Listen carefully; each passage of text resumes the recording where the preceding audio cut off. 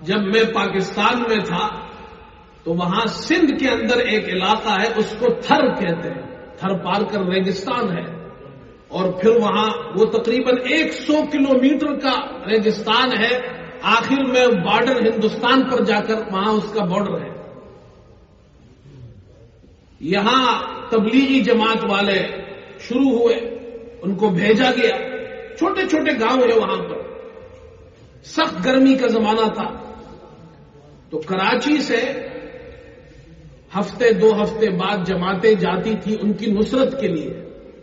تو ایک مرتبہ ہماری مسجد کا نمبر آیا تو ہم بھی گئے، تو میں بھی چلا گیا اس جماعت میں۔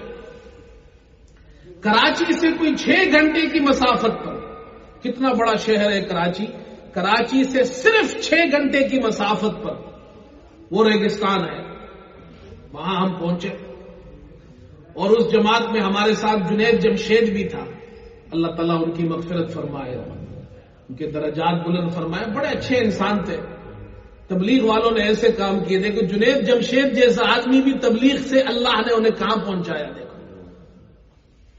تو وہ بھی ہمارے ساتھ تھے۔ اچھا، وہاں ریگستان میں ہر گاڑی نہیں چلتی ہے، ایک گاڑی اسے کہتے ہیں چھکڑا، فوجیوں کا ٹرک ہوتا ہے خاص قسم کا، پھر وہ جب بعد میں وہ بیچ دیتے ہیں تو یہ لوگ خرید کر پھر اسے چلاتے ہیں۔ اسی طرح 4x4 وہاں چلتی ہے۔ اب جب ہم گئے تو وہ جو ڈرائیور تھا بڑا نوجوان اور بڑا جناب کیا ہے ایکٹیو، بہت سمجھدار، گرمی تھی تو اس نے اپنے ساتھ 5-10 کین پانی کے بھرے ہوئے رکھے تھے، تھوڑی تھوڑی دیر بعد پھر پانی میں ڈالتا تھا اس میں، اور گاڑی اس طرح چلتی تھی۔ راستے میں گاڑی پنچر ہو گئی، اب کوئی دکان تو ہے نہیں، ریگستان ہے، اور اتفاق سے اس دن ہڑتال تھی تو دوسری گاڑیاں چھکڑے بھی نہیں چل رہے تھے، اب اس کے پاس کوئی سامان نہیں، ہینڈ پمپ تھا جو سائیکل کا ہوتا ہے، اس کے پاس ایلفی تھی، چھالیاں کھا رہا تھا، اس کی پنی تھی، اس نے ان 3 چیزوں سے، ہینڈ پمپ سے، ایلفی سے، چھالیہ کی پنی سے اس پنچر خود ٹائر کھولا، پنچر لگایا، اس کو بند کیا، ہوا ہاتھ سے بھری، پھر گاڑی چلائی۔ اتنا تیز لڑکا تھا۔ تو میں اس کے ساتھ آگے بیٹھا ہوا تھا، میں نے کہا آپ کو نماز، میں نے کہا آپ مسلمان ہیں؟ کہا جی میں مسلمان ہوں۔ میں نے کہا نماز آتی؟ کہتے جی نہیں سائیں نماز نہیں آتی ہے۔ جب آتی نہیں ہے تو پڑھے گا کیسے؟ میں نے کہا پھر آپ نماز نہیں پڑھتے؟ کہتے نہیں پڑھتا ہوں، سال میں 1 مرتبہ۔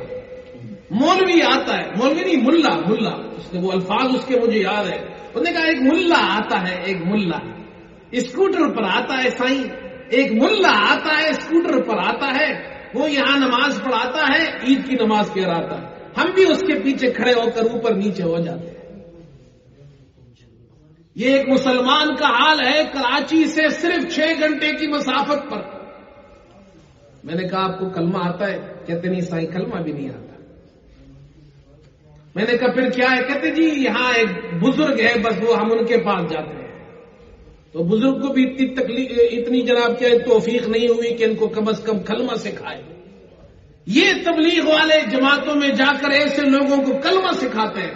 وہ جماعت والوں سے جب ہم ملے تو وہ رو رہے تھے، انہوں نے کہا ہم اس ریگستان میں صرف کلمے کی تبلیغ کرتے ہیں، ہم کوئی اور بات نہیں کرتے، ہم لوگوں کو اس وقت صرف کلمہ سکھا رہے ہیں، صرف کلمہ سکھا رہے ہیں، نماز بعد میں سکھائیں گے، پہلے کلمہ تو سیکھیں۔ وہ رو رہے تھے۔ ہمارے مسلمانوں کا حال ہے۔ اس واسطے میرے دوستو اس جماعت کی مخالفت مت کرو، یہ ان کے ساتھ وقت لگاؤ، اللہ توفیق دے۔ اگر آپ وقت نہیں بھی لگاتے ہیں تو کم از کم جو کام کر رہے ہیں اس کی مخالفت مت کیجیے، نقصان اس کا یہ ہوگا کہیں ایسا نہ ہو کہ اللہ آپ کو اور آپ کی نسلوں کو دین سے محروم کر دے۔ اللہ ہم سب کی حفاظت فرمائے۔ وآخر دعوانا الحمدللہ رب العالمین۔